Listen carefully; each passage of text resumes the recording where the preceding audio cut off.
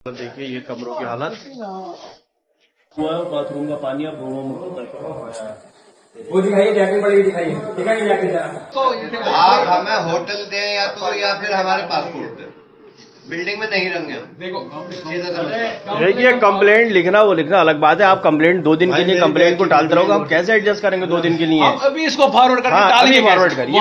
वहाँ से जो आएगा हम आपको बता देंगे बात खत्म। क्या बताया गया है? कनेक्ट करी गई है। हाँ, अब जो है इसमें ऐप वगैरह है, नुकसुक ऐप वगैरह वो ये कितने पैसों की घड़ी है? ये 7,000 इसका अमाउंट कट रहा है लगभग 7,000 रुपए। 3 लोगों में 7,21,000 रुपए इसके जाए। देखिए मेरे ख्याल से ये बिल्कुल गलत है। जिस तरीके से बीच हज में फ्लाइट जाना शुरू हो गई है, ये सर्कुलर आया है कि 10,000 रुपए हर हाजी को देना होंगे।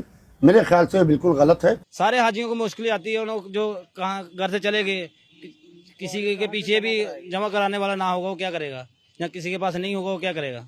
देखिए जिन्होंने इतने पैसे दे दिए उनके लिए 10,000 तो कोई मैटर नहीं करता, लेकिन स्टिल ये एक होता है कि सब हम जब कर चुके हैं तो उसके बाद भी अगर ये बढ़ गया, हाँ वो पहले ही हो जाता तो वो कोई नहीं चुपता है, लेकिन जुड़ा हाँ सारा प्रोसेस हो गया। कुछ हाजी वहाँ पहुँच भी चुके हैं तो उनके लिए वो मैसेज वहाँ कन्वे होना और फिर वो जमा कराना, यही अपने आप में एक बहुत बड़ा वो चैलेंज हो जाता है। है सुबहान अल्लाह व बिहम्दिह। माशाअल्लाह, हरम देखिए ना कितना खाली है। सुबहान अल्लाह व बिहम्दिह। आज बात हज की। जी हाँ, हज महंगा होता जा रहा है, ठगी का जाल बनता जा रहा है और रुबात पर कब्जा। इन सब को लेकर आज इस वीडियो में हम आए हैं। इबादत का सफ़र बना परेशानी। मक्का के अजीजिया इलाके से एक बेहद चिंताजनक खबर सामने आई है, जहां हिंदुस्तानी हाजियों के साथ इंतहाई बद इंतज़ामी के आरोप लगे हैं। करीब 4 लाख खर्च करने के बावजूद ना फैमिली साथ ना रहने की ठीक व्यवस्था। एक कमरे में 16 लोग, लिफ्ट खराब और एक गंदे वॉशरूम का 16 हाजी मजबूर। सबसे चौंकाने वाली बात, कमरे के अंदर ही वॉशरूम का गंदा पानी जमा है। देखिए ये कमरों की हालत, ये देखिए इंडियन हाजियों को किस तरीके से गाय भैंसों की तरह पड़ दिया यहाँ पे लाके। और ये वॉशरूम का हाल देखिए आप, ये वॉशरूम देखिए, यार्ड को वॉशरूम मिला हुआ है। हुआ है, बाथरूम का पानी अब रूमों में होता है। वो दिखाइए, जैकेट पड़ी दिखाइए, दिखाइए जैकेट जरा। पानी देखिए अब रूमों में घुसना शुरू हो गया, बाथरूम का पानी हमारे रूम में इसका पानी चौक होने के बाद ये सब हुआ है, ये रूमों में घुसना शुरू हो गया।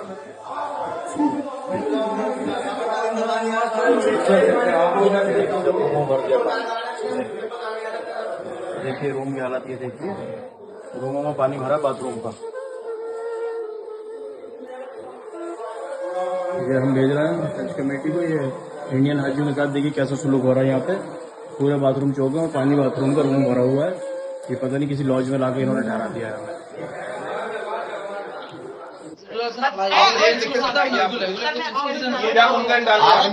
मैम आपने बोला कि मेरे रूम में नहीं आना, आपने बोला टॉयलेट में ऐसा नहीं जा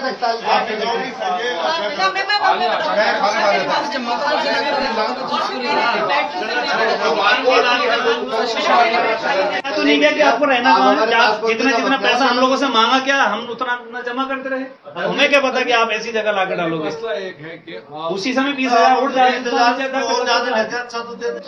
आप हमें होटल दें या फिर हमारे पासपोर्ट दें, बिल्डिंग में नहीं रहेंगे हम। देखो देखिए कंप्लेंट लिखना वो लिखना अलग बात है। आप कंप्लेंट 2 दिन के लिए कंप्लेंट को टालते रहोगे, हम कैसे एडजस्ट करेंगे 2 दिन के लिए? अभी इसको फॉरवर्ड करके हाँ, टालेंगे, फॉरवर्ड करिए।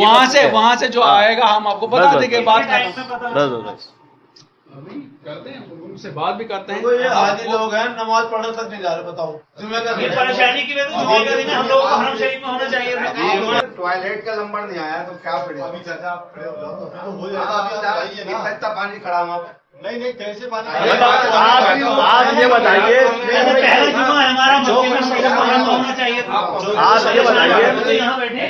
आप ये बताइए मतलब आपने हमें यहाँ पे टॉयलेट में लाइन में लगाने के लिए बुलाया है? पानी भरा था।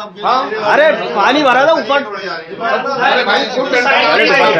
उस साइड नहीं गए। अभी मेरे पास वीडियो। नमस्कार, मेरा नाम हैदर अब्बास नकवी है और आप लोग मुझको इस वक्त दा स्वतंत्र पर देख रहे हैं। अजीजिया के आसफ अल कुरैश हॉस्टल की ये हालत अब सवाल खड़ा कर रही है। क्या हज जैसे पाक सफ़र में भी हाजियों को ऐसी तकलीफ़ें झेलनी पड़ेंगी? मांग उठ रही है कि हज कमेटी ऑफ इंडिया तुरंत कार्रवाई करे, क्योंकि ये मामला सिर्फ व्यवस्था का नहीं बल्कि आस्था का, सम्मान का। हज के नाम पर मोदी सरकार लूट मचा रही है, ऐसा लोग कहने लगे हैं। हज पर जा रहे अजीमे हजों को स्मार्ट वॉच दी जा रही है। ये स्मार्ट वॉच 7,000 की दी जा रही है। जी हाँ, हज कमेटी ने इसे अनिवार्य किया है। सरकार ने नागरिकों को लूटने के कितने तरीके इजाद कर लिए हैं, इस पर चर्चा होने रही है।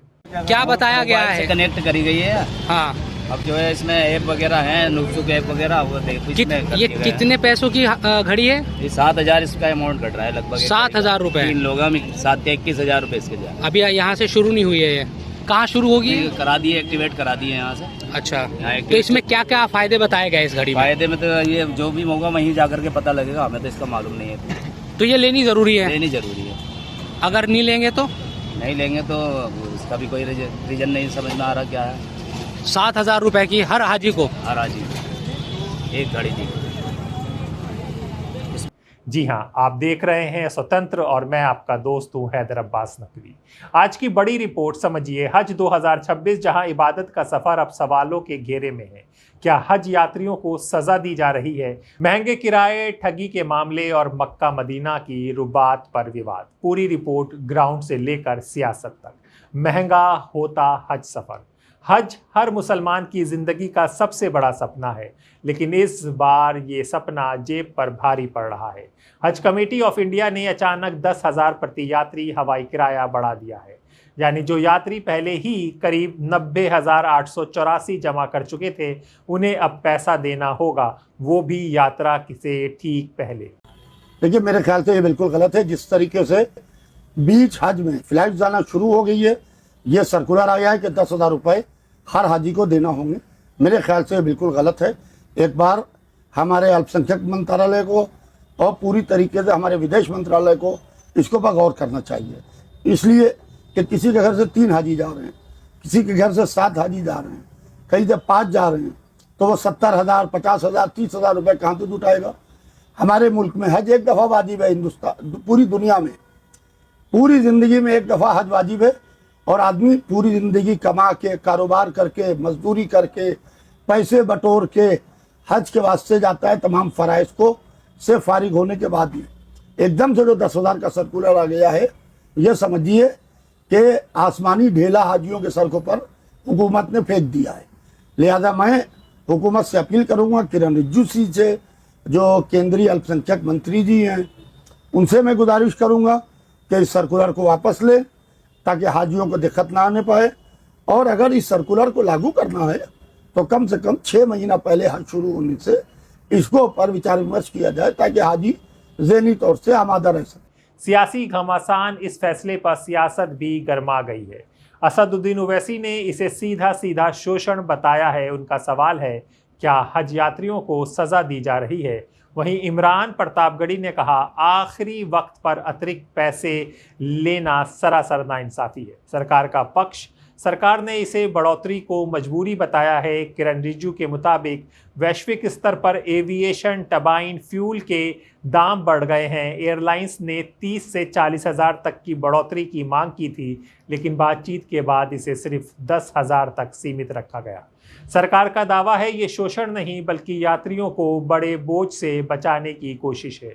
सारे हाजियों को मुश्किल आती है। उन लोग जो कहाँ घर से चले गए, किसी के पीछे भी जमा कराने वाला ना होगा, वो क्या करेगा? या किसी के पास नहीं होगा, वो क्या करेगा? ऐसा करना नहीं चाहिए। और मजबूर बंदा देने पड़ते हैं, क्या करना, देने के लिए फंसे बंदे देता है। हाँ सर, हमने लगभग सर अभी 3,72,000 पहले किए थे शायद, और 10,000 अभी किए हैं। और उसमें यही कहा था कि अभी जंग का माहौल है, तो खर्चे कुचे बढ़ रहे हैं, डीजल का खर्चा है, नहीं पेट्रोल का, और बाया होके जाएगी, ऐसा कुछ उनके अल्फाज जो हैं। देखिए, जिन्होंने इतने पैसे दे दिए उनके लिए 10,000 तो कोई मैटर नहीं करता, लेकिन स्टिल ये एक होता है कि सब हम जब कर चुके हैं तो उसके बाद भी अगर ये बढ़ गया, हाँ वो पहले ही हो जाता तो वो कोई नहीं चुपता है, लेकिन जुड़ा हाँ सारा प्रोसेस हो गया, कुछ हाजी वहाँ पहुँच भी चुके हैं तो उनके लिए वो मैसेज वहाँ कन्वे होना और फिर वो जमा कराना, यही अपने आप में एक बहुत बड़ा वो चैलेंज हो जाता है। रुबात पर भी विवाद है। आइए भोपाल चलते हैं, अब उस मुद्दे की बात करते हैं जो और भी गंभीर है। रुबात विवाद मक्का और मदीना में भोपाल की ऐतिहासिक रुबात, जहां भारतीय हज यात्रियों को मुफ्त ठहरने की सुविधा मिलती थी, पिछले कई सालों से बंद पड़ी है। आरिफ मसूद का आरोप है भारतीय नवाबों की बनाई गई रुबात पर पाकिस्तानियों का कब्जा है। उन्होंने वक्फ बोर्ड से शिकायत कर FIR की मांग की है। कहते हैं ये मामला सियासत नहीं बल्कि हज यात्रियों के हक का है। सर, एक दूसरा ये रुब्बत का मामला आ रहा है अकोमोडेशंस का, इसमें आपने सबा पटौदी के खिलाफ FIR तक की बात कर दी, ये क्या पूरा मामला, इसको दर्शक को समझा पाएंगे? ये हैदर भाई आपने बहुत अच्छी बात करी और इसको उठाना चाहिए। ये बहुत बड़ा फ्रॉड भोपाल की पब्लिक के साथ हुआ है।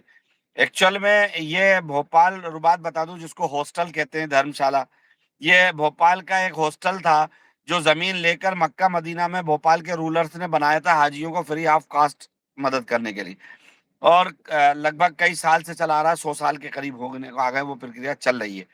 अभी 5 साल पहले सबा पटौदी का उनकी फैमिली के डिस्प्यूट को लेकर आपस में कुछ इशू हुआ और वहां पे एक वाद दायर हो गया अपने मक्का मदीना अदालत में, और वहां की कोर्ट में ये केस चल पड़ा कि प्रॉपर्टी किसकी है किसकी नहीं है। इनके जो रिश्तेदार थे और कुछ लोगों ने एलिगेशन लगा दिए, जिस बिहाफ पर ये केस चला। लेकिन उस केस के चलते में बड़ी डिफाल्टर ये इस बात की है कि वहां की कोर्ट इनको बार बार बुलाती रही कि सबा जो मुतवल्ली हैं वो आए और आकर ये बताएं कि ये प्रॉपर्टी उनकी और क्या इशू है, लेकिन सबा वहां गई नहीं।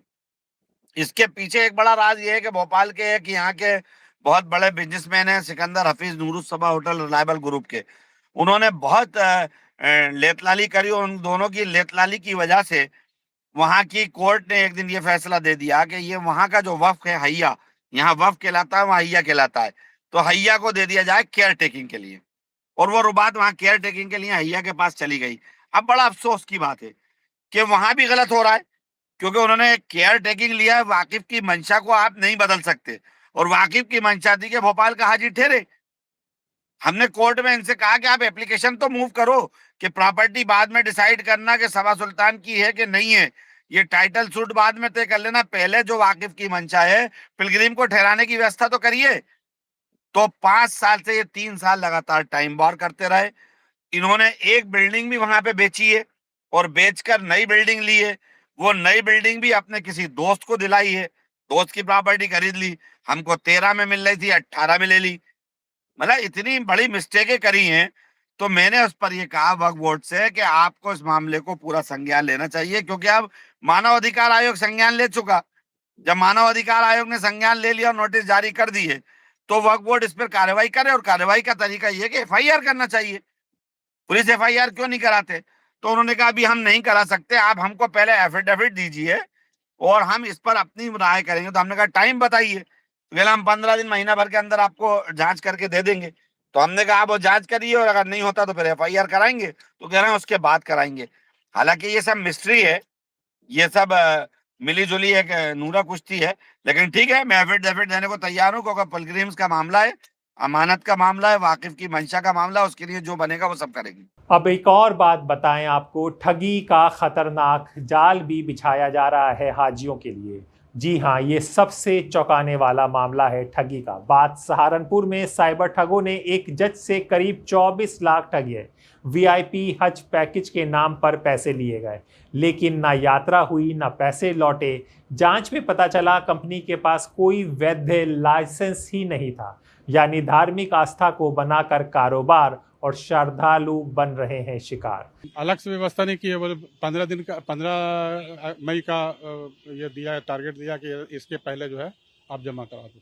10,000 हाजियों पर एक तरीके से बढ़ गया, बहुत ज्यादा बढ़ गया। सबसे बड़ा सवाल, अब सवाल ये है, क्या हज यात्रा अब सिर्फ अमीरों तक सीमित हो जाएगी? क्या इबादत का सफर परेशानी और डर का सफर बनता जा रहा है? जी हाँ, हज सिर्फ एक यात्रा नहीं बल्कि आस्था और सब्र की परीक्षा है। लेकिन जब इस रास्ते में महंगाई, ठगी और विवाद आ जाएं, तो सवाल उठना लाजमी है। तो फिलहाल सबसे पहले अभी हम लोग चल रहे हैं हरम शरीफ, देखते हैं वहाँ पे कैसी वाइब है हाजियों का, वो मतलब हज वाली फील आ रही है कि नहीं। बिस्मिल्लाहिर्रहमानिर्रहीम। भाई कैसा लग रहा है भाई सेटअप, ज़रा बताएं। ये जो है ना नया कैमरा आ गया एक हमारा, मतलब ये वाला पुराना, ये वाला इधर था और ये वाला था ही नहीं। ऑडियो भी बताइएगा अब कैसी आ रही है। बैठ गए, बिस्मिल्लाह तबारक अर्रहमान। वाह जी वाह। तो टाइम अभी हो रहा है 7:22 और हम लोग निकल चुके हैं हरम शरीफ के लिए। भाई काफ़ी दिन हो गया है आपको जो है हरम शरीफ नहीं दिखाया है। ये तो भाई लटक रहा है, इसको ना इधर बीच में करेंगे, ठीक है इंशाअल्लाह ताला। अभी आप लोग थोड़ा दोनों चीज़ बताइए, video quality plus audio quality. हाँ थोड़ा पकड़ के, मुझे एकदम से जोश चढ़ता है ना, मैं फुल ड्राइव करता हूँ। वसी कैसे हो जाता है, वसी बोलता है यार बताया तो करिए यार। हाँ मैं ना सुभान अल्लाह। ये देखिए थोड़ा सा एक यहाँ से ग्लिम्स देख लीजिए। लेकिन ये जो रोड है ना इसकी बात ही अलग है। जब भी मैं मतलब स्पेशली बाइक से आता हूँ ना हरम शरीफ, तो कोशिश करता हूँ इसी रोड से जाऊँ, इब्राहिम खलील रोड से। तो इससे क्या है ना माशाल्लाह हरम का एक ज़बरदस्त सा बाइक पे मोटो व्लॉगिंग के थ्रू एक अच्छा सा ओवरव्यू मिल जाता है। फिर हरम से जाना ही है इंशाल्लाह। हाँ सिर्फ इस व्यू के लिए मैं इधर से आता हूँ। आए है सुभान अल्लाह व बिहम्दी। माशाल्लाह हरम देखिए ना कितना खाली है। सुभान अल्लाह व बिहम्दी, सुभान अल्लाह अज़ीम। क्या बात है भाई साहब। अब बस इसको देख के ऐसा दिल करता है कि जल्दी से कहीं बाइक सेट करें और बस हाज़िरी देने पहुंच जाएं। हाँ सुभान अल्लाह, क्या प्यारा लग रहा है ना यार। I love Mecca but here अभी उतना हाजियों की हलचल नहीं है क्योंकि हाजी कम हैं। और इधर मिसफला में जो हुज्जाज रहते हैं ना वो हमारे ज़्यादातर बांग्लादेश के हाजी होते हैं। आए है सुभान अल्लाह, कितना ऐसा लग रहा है कि नहीं है, वर्ड्स नहीं है बिल्कुल। तो माशाल्लाह हम लोग पहुंच गए इब्राहिम खलील रोड पे। अब यहाँ पे हमारे बहुत सारे हुज्जाज बांग्लादेश से, माशाल्लाह हुज्जाज ये बस से भी अभी उतर रहे हैं यहाँ पर। बांग्लादेश के ज़्यादातर हुज्जाज जो हैं वो पहले यहाँ आ जाते हैं मक्का में, फिर हज से पहले उनको मदीना लेके जाते हैं, फिर हज से एक हफ़्ता पहले वापस। तो उनका सीन कुछ इस तरह रहता है। तो फर्स्ट फ़्लाइट जो बांग्लादेश की उतरी थी ना वो जद्दा में उतरी। सलाम अलैकुम। हज कबूल करे अल्लाह आपका इंशाअल्लाह। यार लगी नहीं रहा ना वो वाली इब्राहिम खलील रोड, इंसान से ज़्यादा तो कबूतर है। तो ये है यहाँ पर लगेज स्टोरेज सेंटर 2। इस तरह के तकरीबन 5 सेंटर हैं हरम के अतराफ में, और आप यहाँ पर भी आके अपना लगेज रखवा सकते हैं। एंड वहाँ पर हर जो बड़े गेट है, जैसे किंग फहद गेट हो गया है सामने, किंग अब्दुल अजीज़ गेट पे भी है, तो हर जगह जाके भी आप वहाँ पर भी ना एक कलेक्टिंग स्टोर बना रखें, वहाँ छोड़ें, लेकिन पिकअप आपको इधर ही आके करना पड़ेगा। ये है आपका हमाम नंबर 6 के पीछे। बाहर पे इब्राहिम खलील रोड पे तो आपको खाली जगह दिख रही थी, लेकिन जब हरम के आप सहन में पहुँचते हैं ना तो भाई यहाँ पर हर तरफ आपको हज्जाज नज़र आ रहे हैं माशाअल्लाह। अभी भी मतलब उतनी तादाद में नहीं है जितना हम लोगों ने एक्सपेक्ट किया था, क्योंकि फ़्लाइटें बहुत ज़्यादा आ रही हैं, लेकिन फिर भी हैं हज्जाज। चलिए अंदर चलते हैं, मताफ़ का हाल देखते हैं वहाँ पे कैसा हाल है। सुभान अल्लाह व बिहम्दी, सुभान अल्लाहिल अज़ीम। काबा मुशर्रफ़ा के पास तो देखें माशाल्लाह अच्छे खासे हुज्जाज हैं, और अभी भी जो रश है ना इसमें हुज्जाज जो हैं उतने नहीं हैं जितना यहाँ पर लोकल हैं और आसपास की कंट्री यानी GCC कंट्रीज़ के विज़िटर्स आए हुए हैं। यही इसी चीज़ को देखते हैं ना, बस दिल करता है देखते रहें, ऐसे ही है ना। सुभान अल्लाह व बिहम्दी। आप क्या सोचते हैं कि सरकार की दलील सही है या यात्रियों के साथ नाइंसाफ़ी हो रही है? कमेंट में अपनी राय ज़रूर बताएं, और ऐसे ही ग्राउंड रिपोर्ट के लिए जुड़े रहें द स्वतंत्र के साथ। और आप लोग जो हज पर जा रहे हैं, आपका हज कामयाब हो और हमारा वतन आगे बढ़े, इसके लिए दुआ करें। नमस्कार।